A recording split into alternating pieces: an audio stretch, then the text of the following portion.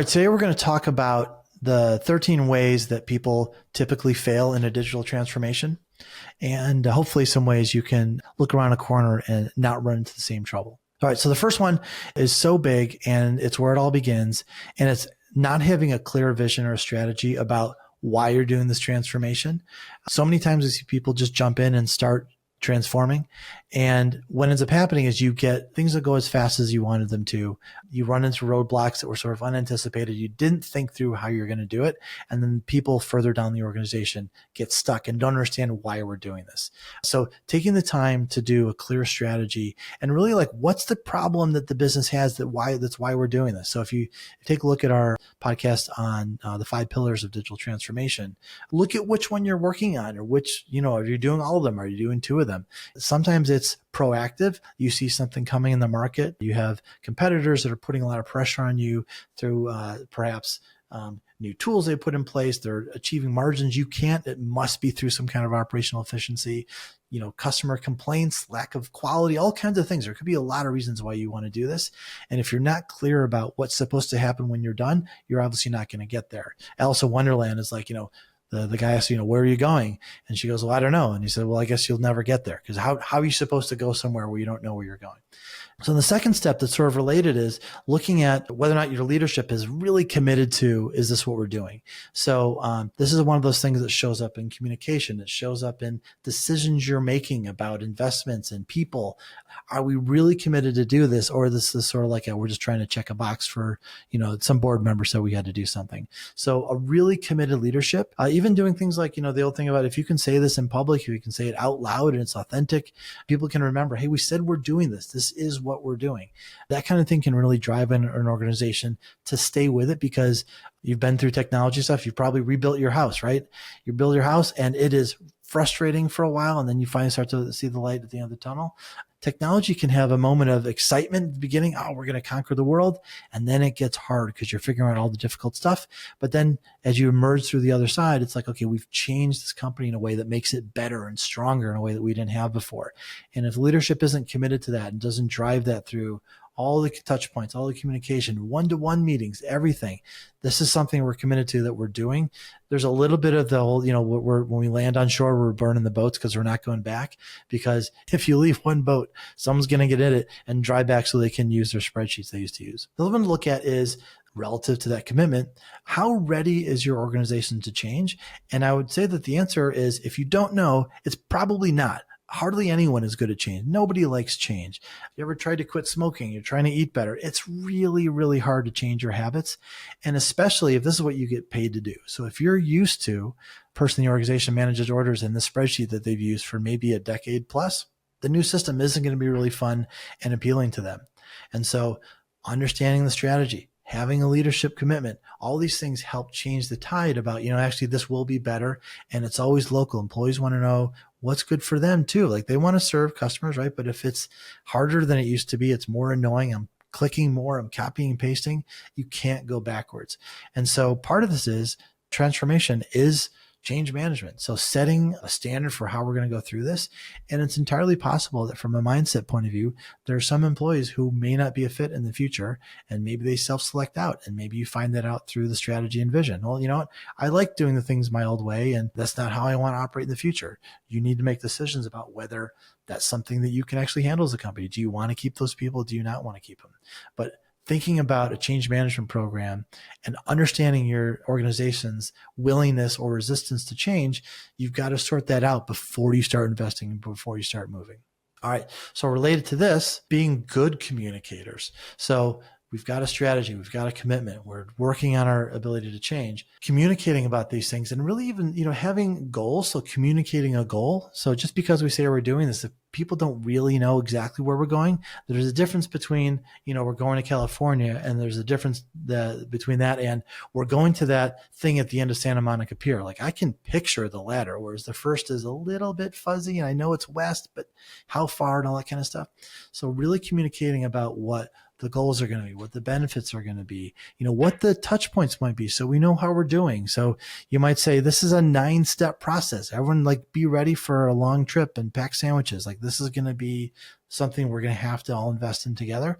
And so here we are at step 2 of 9. And people can kind of set their expectations that way. That will so increase the likelihood of your success. And without it, you're doomed. The 5th one starts to look at the kinds of things you're able to do. So looking at what skills and expertise you have internally will guide you on how successful you're going to be.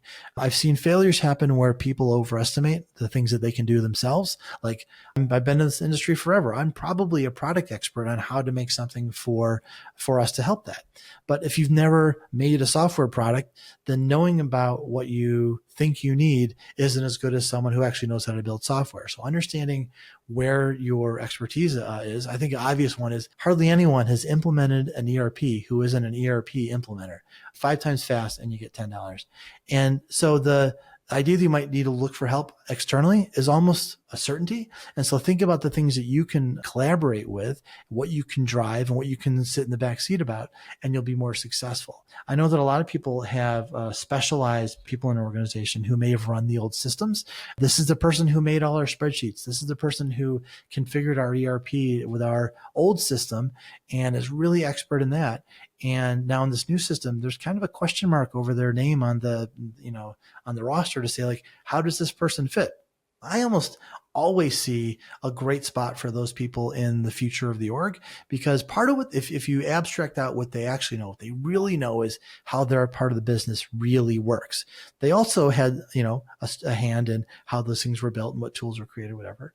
But their value to the organization is in understanding, well, if we were to do this better next time, if we have, ERP with custom app, also with automation, and they're the ones that are going to know how it probably should fit together. And again, thinking about resistance to change, they should also be open to making it better, because they're hard to touch back on resistance to change. When you look at your operational map, if you document all your processes, sometimes like a person is part of 11 of those steps, and in the new world, they're part of 1, and it feels like they lost something. And so they're not going to want to do it. That's going to be something you're going to have to navigate together as a group. All right. So another one that's a key one for transformation is being aware of not underestimating the costs and the time that you're going to have to invest. I think so often technology feels like something you kind of flip a switch on, like, hey, we bought this system. They just come and they turn the switch on and they run. The number of times I've run into multi-year, failed ERP implementations, I don't know what the percentage is. It's more than 0. It's certainly double digit. So not being realistic about what it's going to take, I think is really important. And I think really a specific hair to split about that is, I think when you talk to stakeholders about what needs to happen in a new system, the whole Pareto 80-20 rule comes into effect. And most of your business happens on 80% of the kinds of transactions and kinds of interactions that you have. However, I've found that the subject matter experts flip it and they focus on that 20% as like, well, there's this crazy situation that always happens. Whenever we do a cross-border thing in Canada, there's a different tax thing. All these things happen. And while that is important to the business, and that example may be a necessity to be a part of a new system, they end up focusing too much on the edge cases, and you spend all this time and money for what ends up being 0.5% of the business.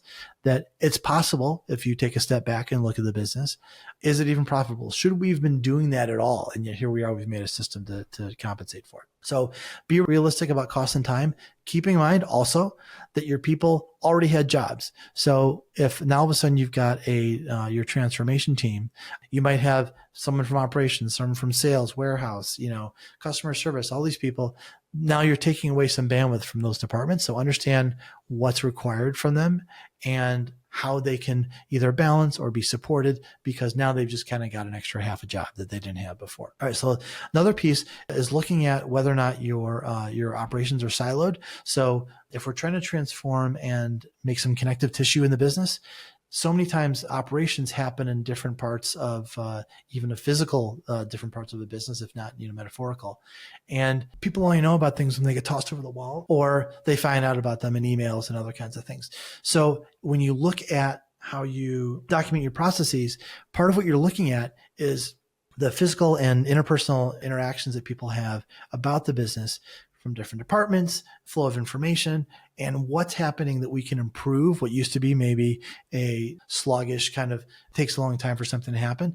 That should be part of your transformation effort. All right, another piece that often gets ignored at your peril is as we start to expose and bring systems to the fore, you're going to have to deal with data security and privacy issues that maybe you never had to deal with before. So if you're a manufacturer and you've never had to worry about anything touching the outside world, now all of a sudden you've got a mobile app that lets customers see where their orders are and what's happening in the supply chain. You're going to have to start worrying about their data security and privacy around what you've collected, what's available. That's just new. And so we've all read all the news stories. Whenever there's a breach, there's a loss of trust, there's perhaps legal consequences, there's revenue consequences.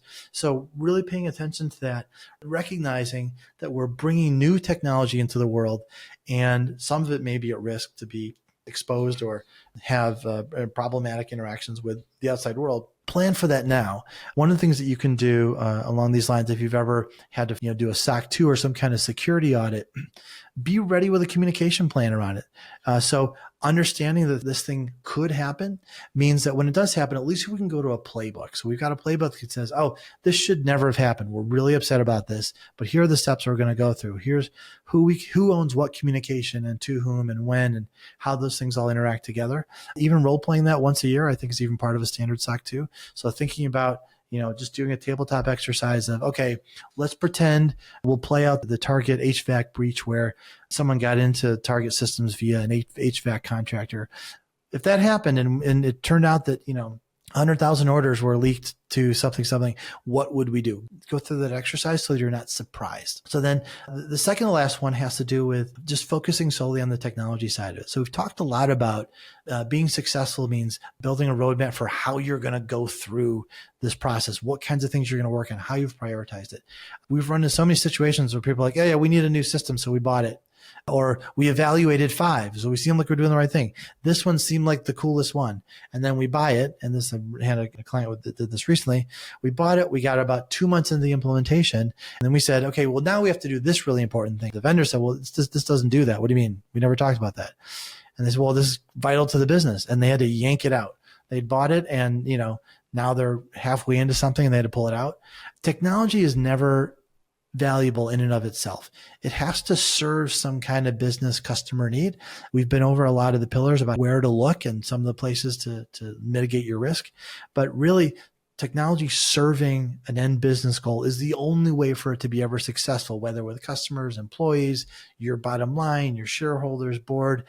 It has to serve something. So technology has to come second. And so ask yourself, with whatever investment you're making in technology, who does this serve in the business? Why? What difference does it make? And then I think you'll actually be successful. So number 11 is think about user-centered design. So if we're not focusing directly on technology and we're leaning into who does this actually serve, talk to them.